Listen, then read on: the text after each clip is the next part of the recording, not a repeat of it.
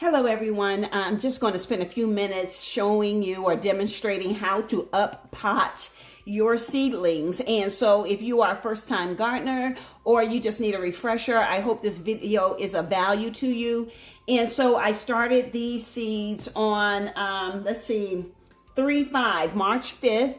And these are squash plants. So what I'm going to do is show you how to up pot them so that they have more space for their roots to grow and expand. Now, it's very important that you wait until they have their true leaves. Now, some people do, some people don't. It's really your preference. I personally like to wait until they have their true leaves. And you'll know that their true leaves are their true leaves because they're shaped just a little bit different. They have a little bit more point as opposed to the rounded leaves that are shown when they first germinate and sprout.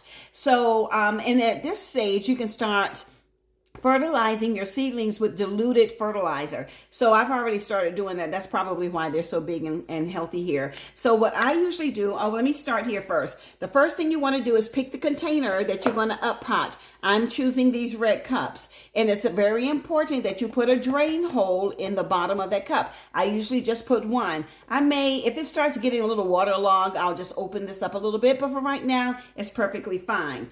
And so the first thing I'm going to do is I'm going to take my seed mix here. I use this as my starter, as my seed sowing mix, but I also use this as my up pot mix too. You don't have to fill the entire cup up, so just fill it up just enough. You want to tamp it down just a little bit. You want to put a little hole in here so that you can, like a little space. Let me just take some of this out because I think that's a little bit too much.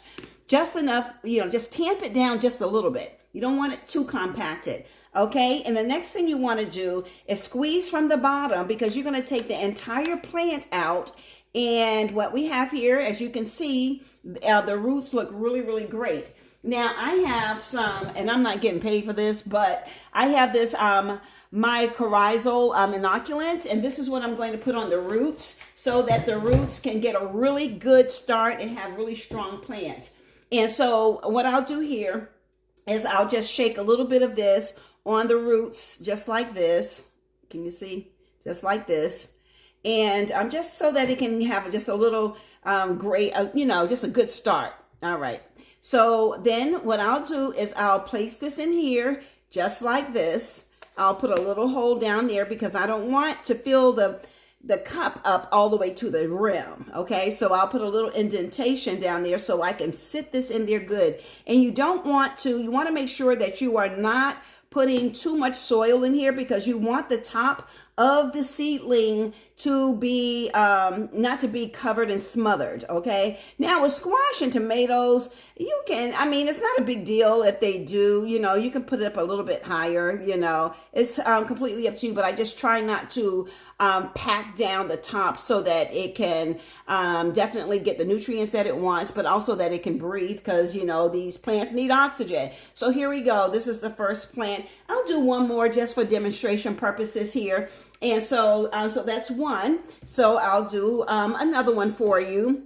So again, you have to make sure you have a drain hole at the bottom. We'll scoop a little bit of the potting mix in here, tamp it down just a little bit, put a little indentation in there. And then what we're going to do is squeeze from the bottom, We're going to pull this up. We've got a wonderful set of roots there. And then I'll sprinkle my what is it called again? Mycorrhizal. All right. So it's sort of like a root hormone. All right. So it helps the roots get more established. And so I just put that in like that. Then I'll add a scoop or two of the potting mix. And then I'll tamp that down just a little bit so that it has some room to grow. This could use a little bit more because the stem is a little bit long here.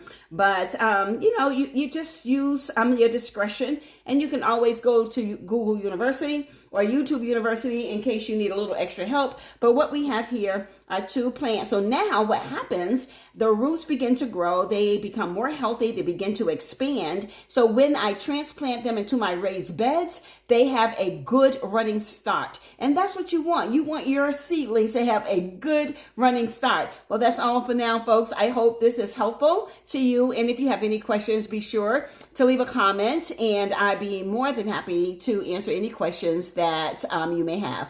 All right, take care and be well. Happy planting.